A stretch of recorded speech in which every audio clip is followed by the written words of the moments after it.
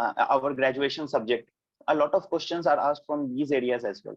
So I prepared my basic books, my detailed application form, and then I used to give some mock interviews with different coaching institutions. This gives a good practice of speaking well in front of board members. So these three things I used to do, sir. And in the real interview, many questions were asked from my graduation subject, which was civil engineering, and then also transportation engineering. A lot of questions were asked from that. And then some questions were also asked from my optional subject, which is anthropology. So there is no guarantee that from which area you are going to get questions in the interview. But if any question you don't know, you should not guess in the interview, because I've seen many people, they try to guess that okay, this can be the answer, but one should not guess any answer and simply say, sir, I don't know. Because when I went to the interview, the chairman of the board, he clearly said that if you don't know the answer, you can say I don't know, because even we don't know the answer of every question. So it is very important that one should not guess, otherwise their marks will be very less in the interviews. So I think, sir, if one stays truthful, one revise their basic books and speak well, they can get a decent marks. But getting an excellent marks in interview is a bit more dependent on luck as well. So that is, I would say, sir, for interviews. Definitely, because the interviewer are always more experienced and smart as well, right? So you should not fake anything before him, right? This is the better. Sir. Yes, sir. Definitely. Yes, sir. So see, success by and large depend on the candidate, right? So credit must be given to the candidate only. But in reality, there are a lot of further factors which affects the success or failure of a candidate. So in your case, whom would you like to give the credit of your success, apart from your hard work, talent, and dedication? So since I prepared solely from my home, I was there at home for the whole 1.5 years. I would like to give whole credit to my parents. They were very supportive. I did not have to do many works at home. I was just studying. Then even food was being served to me on my table. So I was very fortunate that I was able to stay at home, and my parents were so supportive. Then, sir, my sisters, both my elder sisters, they were also very supportive. Whenever I used to get on call with them, or whenever they used to be at home, they used to make sure that I'm preparing without any hassles, and I don't have to think anything apart from my studies. So these two people, my parents, my sisters, were very important in my success. And apart from that, sir, also God plays a very significant role in you getting a good rank in this exam, because there are very less number of seats, and lot many people are preparing for this exam. So a clear factor of luck is also there, which is beyond our control, and it is under control of God as well. So these things I would like to give my credit to. And also my teachers, they were also very supportive. They were also, the notes that I made, the content that I had was because of the teachings that I got. So teachers, my parents, my sisters, and God, I think, so these are my most important pillars. Definitely. So after interaction with you, I just came to the conclusion that you are very humble. That is an excellent quality, right? So what message would you like to give to the aspirants of civil services, those who are preparing for it? So those who are preparing for this exam, I would like to say that you should at least devote 1.5 years for this exam solely. And during this period, your first priority should be this exam. That many occasions will come when you will have to attend some weddings, or you will feel that I should go outside, watch a movie, or hang out with friends. But you should quit that and give more. Your first priority should be this exam only. But having said that, sir, I won't say that you cannot have entertainment while you are preparing. So every day I used to, for half an hour, when I was having my lunch or my dinner, so I used to sit with my family, and we used to watch some television shows for half an hour. But that should be restricted, that we should not be watching it for 2-3 hours. So that helps us to prepare for longer number of days, because unlike any other exam, we need to prepare for long number of days in this exam. 1 year before prelims, we need to prepare, and then after prelims also we have mains, then interview. So this exam demands at least 2 years of your time. So I think, sir, this is how you should prepare. Anyone who is coming to this exam, they should give their first priority to this exam itself. Okay, fine. So one very important question, Madhavji. I guess Yes, you give a very smart reply, like all the questions that you have replied so far, right? One very important thing is about the success and failure, right? Of course, yes, success is always very sweet and get all the recognition, appreciation, and accolades after success. But UPSC being the toughest exam, there are a lot of candidates who, despite his hard work and best effort, are not able to be successful. And failure is usually very difficult to digest and very difficult to handle. So, what message would you give to those who are not successful in this exam? yes, sir. So in this exam, sir, 1 mark can also make a difference between success and failure. So we cannot differentiate between someone who is just successful or someone who has not been able to succeed in this exam, because it is just a number that you need to get. But if you have failed in this exam, and if you had prepared sincerely for this exam, I believe that if not UPSC, there are many other avenues, many other opportunities that one can avail.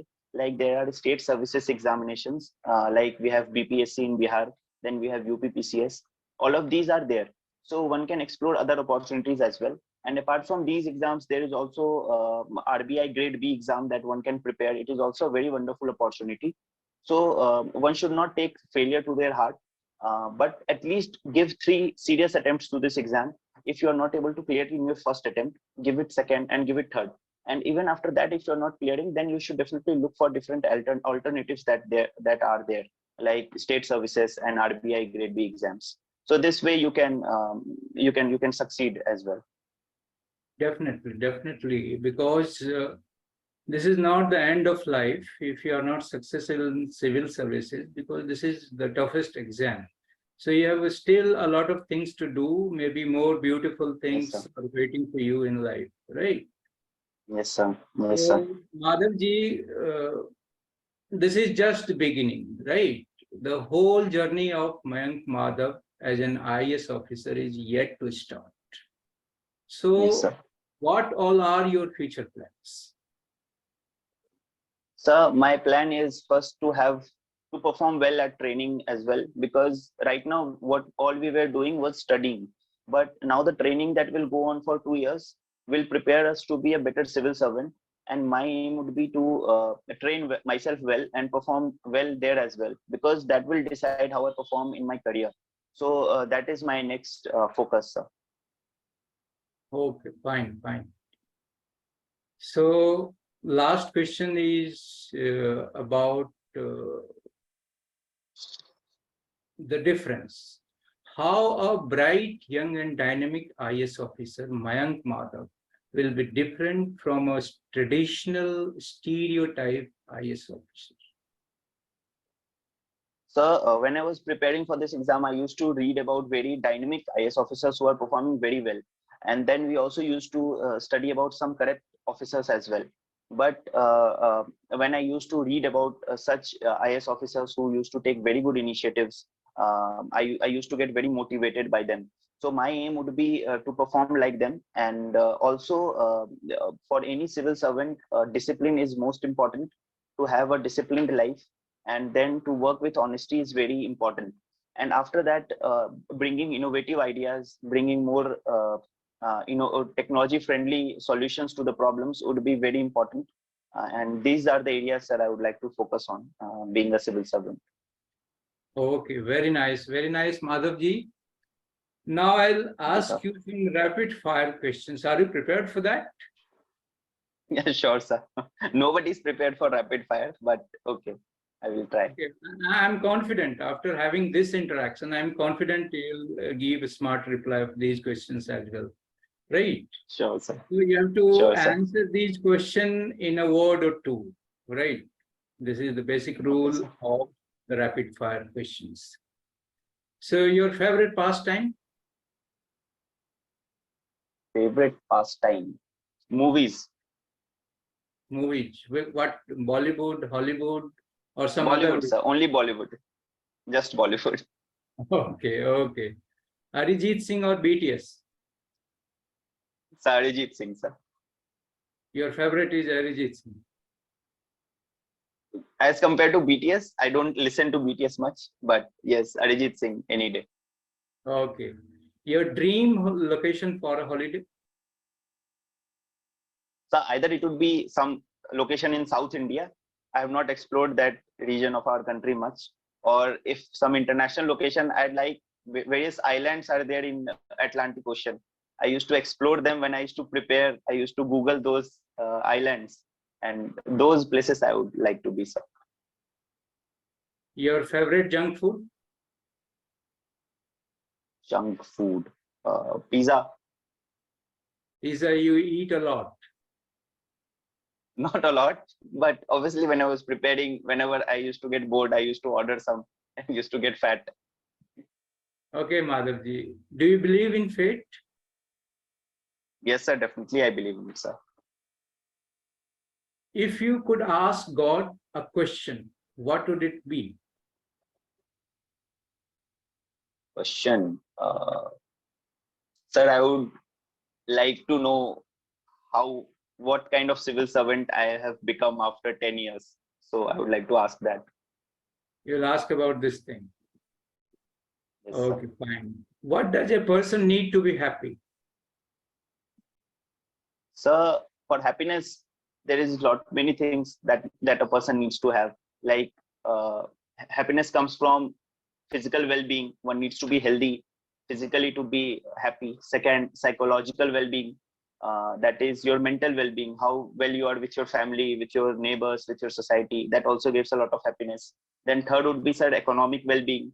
If you are doing well economically, financially, that also gives you happiness. So combination of all these three things, sir, I believe gives happiness. Okay, fine. So how many hours of sleep do you need?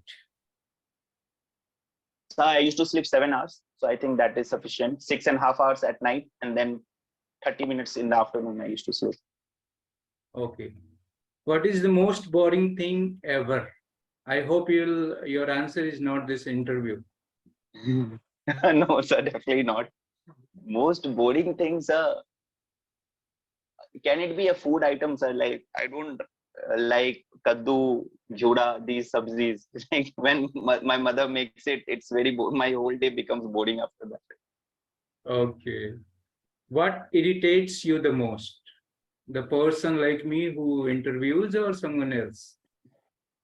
No, sir, definitely not. What irritates me is that when someone is disrespectful, I don't like that because I try to be respectful to everyone. So when someone is very disrespectful, I don't get it why they are. Okay, very smart. And finally, one question about the finals. What would you prefer to watch live? IPL final at Ahmedabad or WTC final at Oval? Sir, World Test Championship final at Oval, sir, any day, because watching a test match, especially in England, is a completely different feeling.